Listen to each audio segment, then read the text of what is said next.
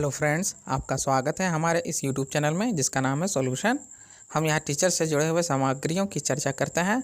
हम अपने वीडियोस में लर्निंग प्लान, एक्शन रिसर्च, सामुदायिक कार्य तथा विभिन्न तरह के सामग्रियों को दिखाते हैं और इस पर किस प्रकार प्रोजेक्ट बनाया जा सकता है इसकी चर्चा करते हैं।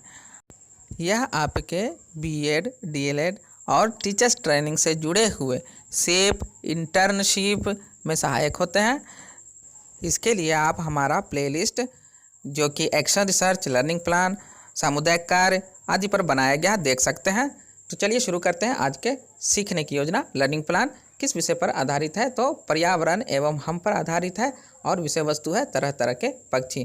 कक्षा, क्लास, तिथि भर दिया जाता है, शिक्षक शिक्षिका का नाम भी भर लिया जाता है। इसके बाद विषय वस्तु से संबंधित पूर्व समीक्षा लिखी जाती है।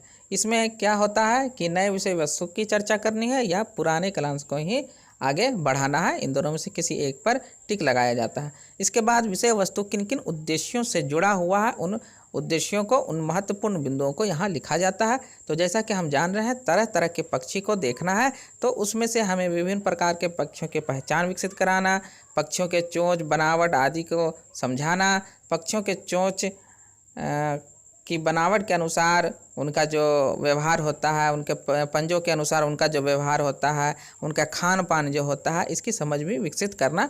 साथ ही साथ पक्षियों के चोंच, पंजे, पंख आदि से जो उनके शारीरिक बनावट और व्यवहार, साथ ही साथ खान पान में जो भिन्नता होती है उनको भी समझाना। साथ ही साथ हमारे आसपास के जो पक्षियाँ हैं उनके बारे में भी समझ विकसित करना इस विषय वस्तु का प्रमुख उद्देश्य है।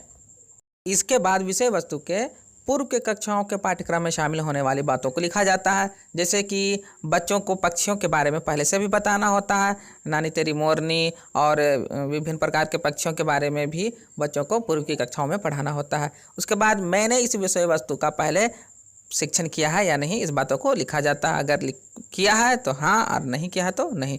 इसके बाद इसी कक्षा से किन किन इकाइयों से यह विषय वस्तु जुड़ा हुआ है, तो जंगल में पिकनिक, चिड़ियाघर की सैर आदि से यह विषय वस्तु जुड़ा हुआ है। इसके बाद क्या है, कक्षा के विद्यार्थियों में जिस कक्षा को यह पढ़ाना है उसमें इस विषय वस्तु के संबंधित क्या आधारभूत समझ हो सकती है, तो थोड़ी बहुत हो सकती है। इसके बाद हम क्या करेंगे, विषय वस्तु का संक्षिप्त विवरण लिखते हैं। विषय वस्तु क्या होता है? यह विषय वस्तु जो है विभिन्न प्रकार के पक्षी, उनके अंगों, संरचनाओं जैसे चोंच, पंजे, पंख आदि की समझ बच्चों में बताता है। पक्षियों में अंतर करना, पक्षियों के अंगों से और उनके बनावटों से उनके जो उपयोगिता होती है उनको समझाना। इसके लिए हम विभिन्न विधियों का सहायता लेंगे, जैसे प्रदर्शन विधि, समूह कार्य विधि और व्यक्तिगत कार्य विधि का हम जो है उपयोग करेंगे। प्रदर्शन विधि या प्रदर्शनी विधि जो होती है बच्चों में बहुत ही अच्छे रूप से विषय वस्तु को समझाने में सहायक होती है। तो देखते हैं कि इन विधियों का उपयोग क्यों किया गया। तो प्रदर्शन विधि, जैसा कि हम जानते हैं कि विषय वस्तु को चित्र आदि के माध्यम से बच्चों में समझाना आसान हो जाता है। समूह कार्य से एक दूसरे से मिल करके विभिन्न तरह के क्रियाकलाप करके बच्चे विषय वस्तु पर अच्छा ज्ञान प्राप्त करते हैं। व्यक्तिगत कार्यविधि में बच्चे स्वयं का विकास भी कर पाते हैं। तो चलिए योजना बनाते हैं। हम अपने योजना को किस प्रकार बनाएं कि जो सफल हो। तो प्रदर्शनी विधि से हम बच्चों में क्या कर सकते हैं, चित्रों के माध्यम से पक्षियों के बारे में परिचय कराएंगे। सबसे पहले बच्चों को जो पाठ्य पुस्तक है उसमें जो विभिन्न चित्र हैं उनको दिखाएंगे और उसका पाठन भी करवाएंगे। और उसके बाद अपने जो चार्ट पेपर हैं, जो चित्र हैं, उनकी मदद से हम क्या करेंगे, प्रदर्शनी लगाएंगे और बच्चों में पक्षियों के अंग, पंख, चोंच, पंजे आदि के बारे में समझाएंगे। समूह कार्य में हम बच्चों को विभिन्न प्रकार के पक्षियों के चित्र, उनके नाम के सारणी आदि बनवा करके भी समूह कार्य करवाकर उसका प्रदर्शन करवाएंगे। व्यक्तिगत कार्य में पाठ्यपुस्तक में जो मौजूद प्रश्न हैं उनको हल कराएंगे, जिससे बच्चों में अधिक से अधिक ज्ञान का विकास हो पाएगा। इसके बाद हम मूल्यांकन का कार्य करेंगे। मूल्यांकन में बच्चों का मूल्यांकन हो जाता है और साथ ही साथ हमारे किए गए शैक्षिक कार्य का भी मूल्यांकन हो जाता है कि हम किस स्तर तक बच्चों को विषय वस्तु को समझाने में सफल हो पाए हैं और इसमें कितने नवाचारों का उपयोग कर पाए हैं। तो देखते हैं कि मूल्यांकन क्या कहता है। तो बच्चे क्या उन उद्देश्यों को समझने में सफल हैं जो इसके लिए यह विषय वस्तु तैयार की गई है। तो हाँ, बच्चे विषय वस्तु को समझने की ओर हैं, उनके उद्देश्यों को समझने की ओर अग्रसर हैं। क्या इस विषय वस्तु का पुनः इसी कक्षा में चर्चा करने की आवश्यकता है या नहीं है? तो फिलहाल इस विषय वस्तु का कक्षा में पुनः चर्चा करने की कोई आवश्यकता महसूस नहीं हो रही है। क्यों? क्योंकि बच्चे जो है विषय वस्तु के उद्देश्यों को समझने की ओर बढ़ रहे हैं और अग्रसर हैं। इसके बाद है विद्यार्थी द्वारा पूछे गए महत्वपूर्ण प्रश्न क्या है?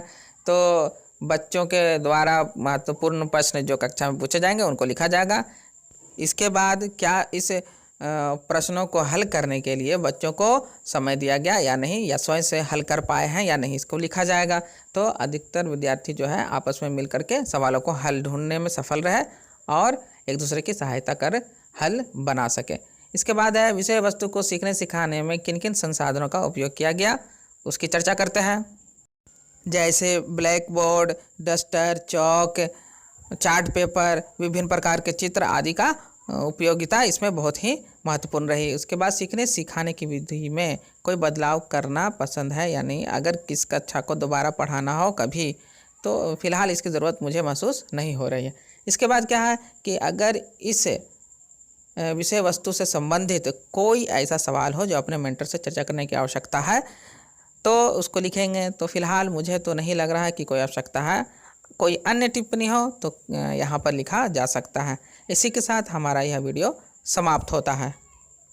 मैं आपसे दोबारा आग्रह करता हूं कि अगर आपने हमारा चैनल सब्सक्राइब नहीं किया है तो प्लीज़ सब्सक्राइब करें। साथ ही साथ हमारा वीडियो आपको पसंद आता हो तो लाइक करें।